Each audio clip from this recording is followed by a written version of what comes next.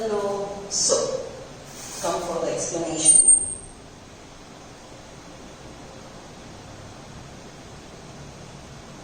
आप सब लोग अपने आंसर की निकाल दो. क्वेश्चंस आपके आंखों के सामने हैं.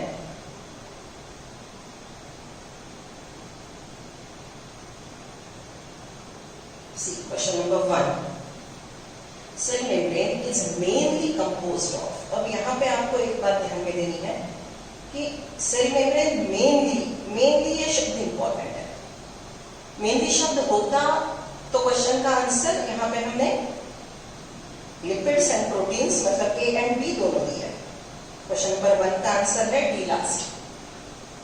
अगर मेनली शब्द नहीं होता था तो yes, plasma membrane consist of carbohydrates, even some sugar molecules, cholesterol, right. हर केमिकल की खुद की कैपेसिटी, फंक्शन अलग अलग है. लिपिड की वजह से वो लाइक स्ट्रेचेबल है.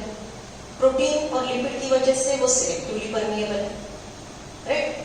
Protein molecule water insoluble chemical को आना जाना करने देता है, राइट. कुछ प्रोटीन एक्टिव ट्रांसपोर्ट मतलब एनर्जी खर्च करके कुछ केमिकल को अगेंस्ट कॉन्सेंट्रेशन ग्रेडियंट उठा के लाते हैं. तो ये पूरे केमिकल प्लाज्मा मेम्ब्रेन में है. लेकिन यहाँ पे क्वेश्चन है is mainly. Okay, so mainly 1 का आंसर है A and B both because of the word mainly. If mainly word was not there then the answer will be all of these, right. देखिए अब देखो यही question हो. The bilayer is of, यही chemicals है. Question में मैंने कौन सा शब्द ऐड किया? The cell membrane mainly composed of bilayer of. तो आपका आंसर सिर्फ लिपिड होता था. लिपिड के 2 लेयर होते हैं, बराबर. Cell membrane is containing extrinsic, intrinsic और कैरियर प्रोटीन्स, बराबर. तो वो कंडीशन में एक्सट्रिंसिक इंट्रिंसिक पोजीशन में हमको सिर्फ आंसर प्रोटीन मिलता है. In the plasma membrane, which chemical show lateral and rotational movement? देखो एक ही क्वेश्चन को बदल के सीख रहे हैं हम. In plasma membrane, the chemical showing lateral and rotational movement.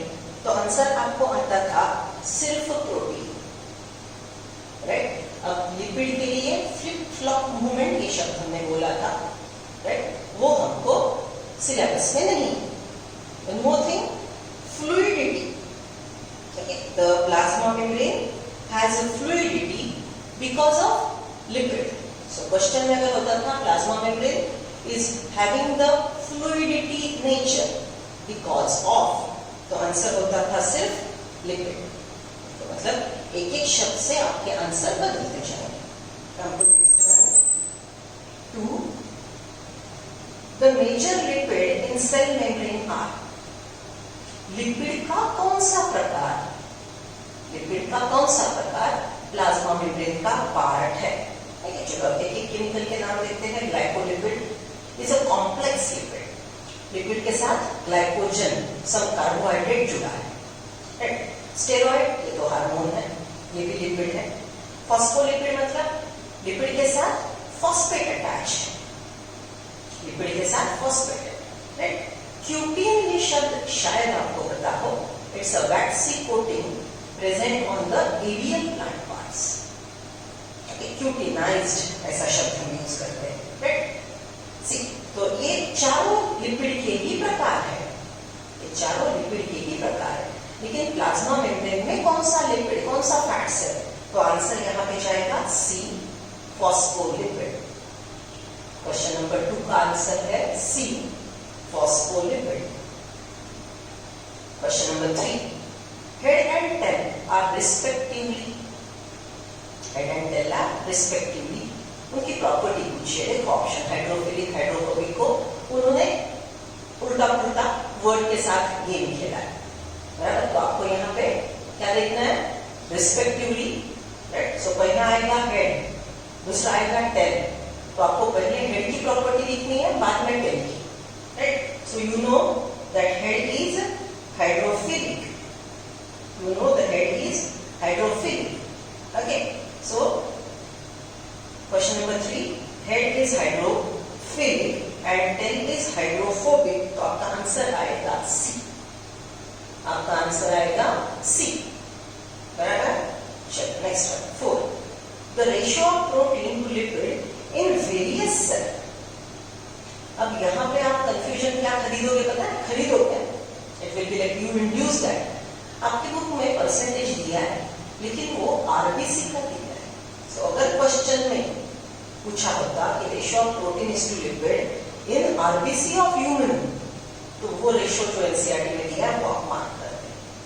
लेकिन उन्होंने वेरियस सेल बोला है, तो वही एनसीईआरटी के लाइन के आजू बाजू और एक मीनिंग का स्टेटमेंट है that this percent varies depending on the type of the cell. Protein का प्रकार, प्लाज्मा मेम्ब्रेन में कौन से प्रकार के प्रोटीन है, that also varies। अब थोड़ा अच्छे से सुनेंगे। देखो हमने बोला था कि डीएनए डिसाइड करता है कौन सा प्रोटीन बनाएगा, बराबर। सो एक सेल में एक डीएनए का पार्ट एक अलग प्रोटीन बनाएगा, वो जाके प्लाज्मा मेम्ब्रेन को जुड़ जाएगा। दूसरे सेल में दूसरा डीएनए का पार्ट दूसरा प्रोटीन बनाएगा, तो दूसरा प्रोटीन प्लाज्मा मेम्ब्रेन को जाके जुड़ जाएगा। Isn't it? So, सेल के प्लाज्मा मेम्ब्रेन में लिपिड और प्रोटीन का रेशियो बदलते जाएगा। अलॉन्ग विद दैट कौन से प्रकार का प्रोटीन है वो भी बदलते जाएगा। कौन से प्रकार का प्रोटीन है वो भी बदलते जाएगा, right. So question number 4, answer is C. In different cell, the lipid is to protein ratio varies. Question number 5, integral proteins. Integral protein मतलब जो ऊपर से नीचे तक है, ट्रांसमेम्ब्रेन, जो कैरियर प्रोटीन है, जो केमिकल को पहचान के they select which chemical should enter in and which should not, right? Chemical को पहचान के वो केमिकल का आना जाना अलग करेगा, right. Okay, so those are transmembrane protein. Peripheral proteins are either outer periphery और at inner periphery. Okay, so see the question is integral proteins. Integral का शब्द याद है ना, जो टाइटली बाउंड है, जो सेपरेट करना, एक्सट्रैक्ट करना डिफिकल्ट जाएगा। सो वो प्रोटीन जो ट्रांसमेम्ब्रेन है, जिसको एक्सट्रैक्ट करना, निकालना डिफिकल्ट होता है, right. Are present on surface? No. Are present at 30 degrees? Degree तो आपके सिलेबस में है नहीं, that you are, right. Are buried? हाँ, ऊपर से नीचे तक अंदर घुस के बैठे, राइट। बोथ हैंड में? नो। सो क्वेश्चन नंबर 5 का आंसर है C. Question number 6, transport of ions and molecules across the membrane against the concentration gradient. कितनों को कंसंट्रेशन ग्रेडियंट शब्द झट से क्लिक हुआ?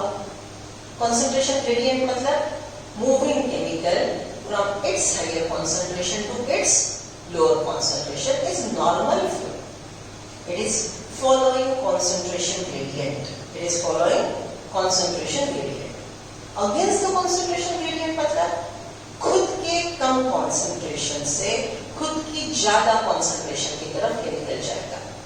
अब कम से ज्यादा अगर जाना है, अगर कम से ज्यादा अगर जाना है तो वहां पे एटीपी खर्च करना पड़ेगा, राइट। ठीक है, केमिकल को उठा के लेके जाओ, एटीपी खर्च करने के बाद जो ट्रांसपोर्ट होता है उसको बोलते हैं एक्टिव ट्रांसपोर्ट। एनर्जी खर्च करके अगर कोई ट्रांसपोर्टेशन सेल करवाता है तो उसको हम बोलते हैं एक्टिव ट्रांसपोर्ट। तो इसका है एनर्जी डिपेंडेंट, यस, एटीपी लगता है, right. Sorry, A is energy independent, ना इसको एनर्जी लगती है। बी एनर्जी डिपेंडेंट, यस, इसके energy dependent. It is active transport, yes. जो ट्रांसपोर्ट में एनर्जी यूज होगी उसको हम बोलेंगे active transport. So the answer is both B and C, that is B last. Question number 7. Fluid mosaic model was proposed by. Okay, अब कितनों को गुस्सा आया ये क्वेश्चन देख के? मैम डेट नहीं पूछने का, we didn't learn that, we know single and Nicholson, लेकिन डेट नहीं। अरे अभी तो शुरुआत है, एक तो डेट ध्यान में रखो, बाद में देखते हैं ना, जब ओवरडोज हो जाए, जब डेटा फुल, ओके, डिलीट करने का, जैसे आपका मोबाइल बताता है ना, right, you have to delete something, वहां वो स्टेज में नहीं आया अभी आपका ब्रेन, अभी तो शुरुआत है, राइट। सो इसका आंसर है सिंगर एंड निकलसन। ओके, आपने शायद एनसीईआरटी में देख के क्रॉस चेक किया होगा, it is 1972, singer and Nicolson 1972। और यहाँ पे थोड़ा एक और लाइक मेथड काम आता है कि 72 को कोई हिस्टोरिकल इवेंट था क्या, 72 को किसी आपके क्लोज वन का बर्थडे है क्या, ऐसा थोड़ा रिलेट करोगे ना तो ये चीजें ध्यान में रखना आसान जाएगी, ठीक है। Sure. So question number 7 is C. 8 is B Bombay. देखते हैं, फिर से केमिकल के नाम है। The following is absent in cell wall of alga. अब अल्गा में हमने अंडरलाइन करके फॉर्मूला लिखा था, right, galactans, mannans, they are present in algal cell wall, right. So ये कंडीशन में the following is absent in cell wall of alga. Okay, so 8 का answer मैंने बोला B Bombay, pectin, right. Pectin is present in middle lamella, calcium, magnesium, pectate, ये main है middle lamella का content. So वो आधार पे भी आप पेक्टिन पॉइंट आउट कर सकते हैं, ठीक है। चलो नेक्स्ट वन, बाकी सब है अल्गल सेल में, सेलुलोज, गैलेक्टन्स, मैनन्स, ये है। Next one 9, the secondary cell wall is formed on dash side of the cell. Secondary cell wall cell के कौन से साइड में होती है? अब देखो, सेल वॉल हमेशा प्लाज्मा मेम्ब्रेन के बाहर होगी, सेल वॉल हमेशा प्लाज्मा मेम्ब्रेन के बाहर होगी। आउटर मोस्ट होती है प्राइमरी सेल वॉल, उसके अंदर होती है सेकेंडरी सेल वॉल, रही तो टर्शियरी सेल वॉल, और इनर मोस्ट रहेगा plasma membrane, right. So what is the sequence? Outermost primary cell wall, then secondary cell wall, if present tertiary cell wall, plasma membrane, right? So these are the layers. These are the layers, right? Okay. So यहाँ पे question का answer जाएगा 9 is A. Secondary cell wall is on the side of the cell, right? Is towards the outer side of the cell. Secondary cell wall is formed on the dash side of cell, right? Yes, cell का primary cell wall outer most है ना, तो primary cell wall में cell का ही component है, so the answer will be A, inner to primary cell wall. The answer will be inner to primary cell wall, inner to cell. Next one 10. The middle lamella which holds or glues neighboring cells together mainly contains. अभी मैंने बोला middle lamella is made up of calcium and magnesium pectate. अब अगर दोनों option होते थे ना तो उसमें भी कैल्शियम पेक्टेट का कॉन्सेंट्रेशन ज्यादा है। Middle lamella is mainly made up of calcium and magnesium pectate, ये दोनों में से कौन सा केमिकल ज्यादा है? Calcium pectate. अब आपको ये क्वेश्चन आसान था, यहाँ पे कैल्शियम पेक्टेट ही ऑप्शन है, मैग्नीशियम है ही नहीं, तो कंफ्यूजन का सवाल नहीं है, right. So the answer here is C. लेकिन फिर भी मैंने क्या बोला, अगर मैग्नीशियम पेक्टेट होता भी तो भी हम क्या मार्क करते? Calcium pectate. 11. ER dividing intracellular space into dash compartment. Cell के अंदर ER है, ER की वजह से साइटोप्लाज्म सेल के दो कंपार्टमेंट में डिवाइड होता है, दो, एक्स्ट्राल्यूमिनर, इंट्राल्यूमिनर। ओके, सो यहाँ पे आंसर आएगा 11 का B Bombay. 12. ER appears smooth in absence of. ER में क्या है उसकी वजह से रफ हो गया? राइबोसोम्स। राइबोसोम है तो RER, राइबोसोम नहीं है तो SCR।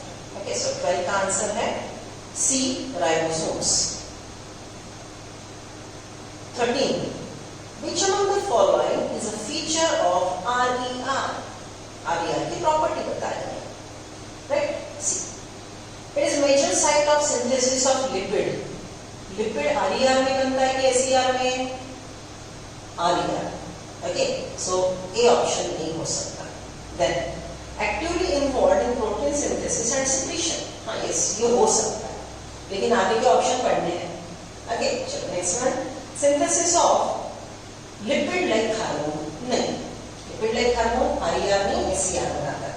Continuous with inner membrane of nucleus, दोनों भी SER as well as RER दोनों न्यूक्लियस के आउटर मेम्ब्रेन से कंटिन्यूअस होते हैं, इनर से नहीं। Okay so clear answer question number 13 था B Bombay actively involved in protein synthesis. 40 which organelle help in synthesis of lipid, cholesterol, steroid, visual pigment in epithelial cells of retina। अब line है ये तो NCERT में, बराबर। तो क्वेश्चन नंबर 14 का answer है सी एसईआर, क्योंकि ये सब के सब लिपिड के प्रकार है। Synthesis of lipid, cholesterol, steroid, ये सब लिपिड के प्रकार है। ओके सो लिपिड कौन सिंथेसाइज करेगा? SER. 60 the cell organelle named after its discoverer, जिसने ढूंढा उसका नाम उसको दे दिया, राइट। और माइटोकॉन्ड्रिया आपको पता नहीं, अभी मैंने सिखाया है। गोल्गी बॉडी, हाँ वो है कैम्पेलिन ऑफ गोल्गी। ईआर का भी साइंटिस्ट का नाम दे दिया, शुगर करो, राइट। लाइसोसोम का भी दे दिया, लाइसोसोम को हमने सुसाइडल बैक्ट बोला। ओके सो सिंपल 16 का आंसर है B Bombay. 70 size of Golgi bodies, कितनों को याद आया? या ऐसे बेटा रट्टा मारने हैं, इसको कोई दूसरा एक्सप्लेनेशन नहीं होगा। 17 का आंसर है डी लास्ट, राइट। अब यहाँ पे दो वैल्यूज थोड़ा एक जैसे आए हैं, राइट, थोड़ा निग्लेक्ट कर दो। So 17 answer is D last. 18 the cis and trans face of Golgi body are respectively, हमने चार नाम लिखे थे। सीधी बात, क्लास वर्क पढ़िए तो आंसर आएगा, right. Convex is near the nucleus, proximal is cis and is formative। Okay, so here lies the answer.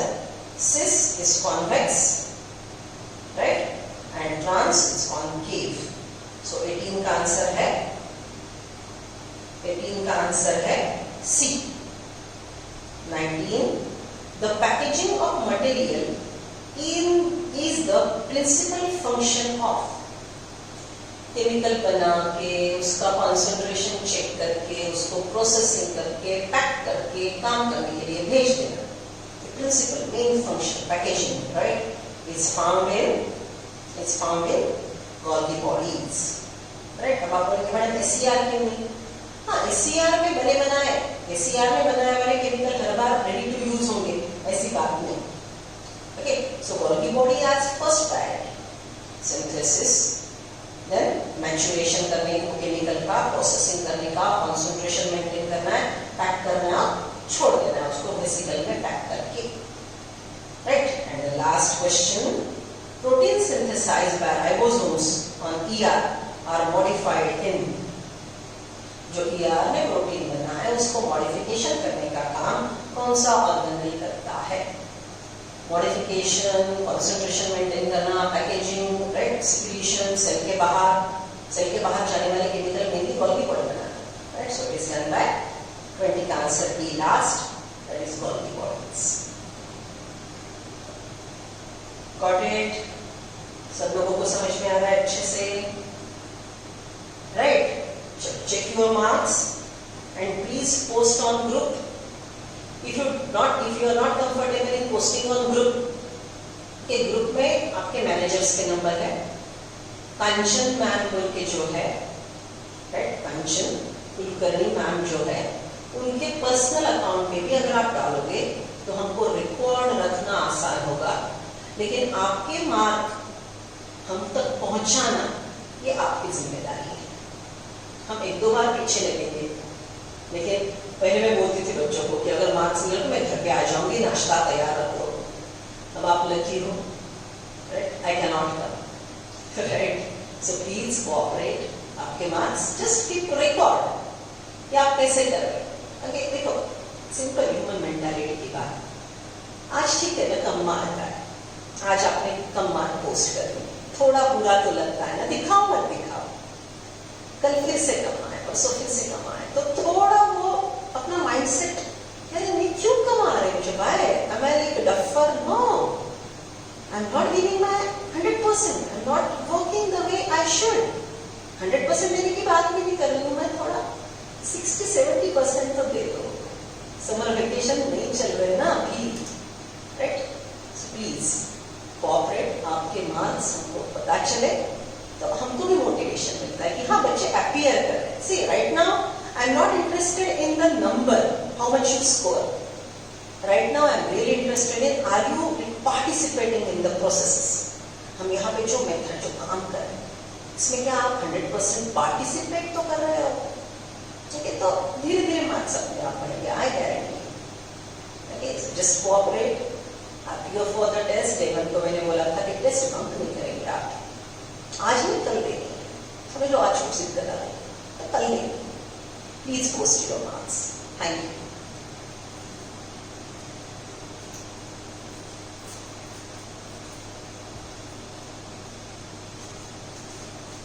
Post your marks to Kanchan Kulkarni ma'am, or you can post it on group. Thanks a lot.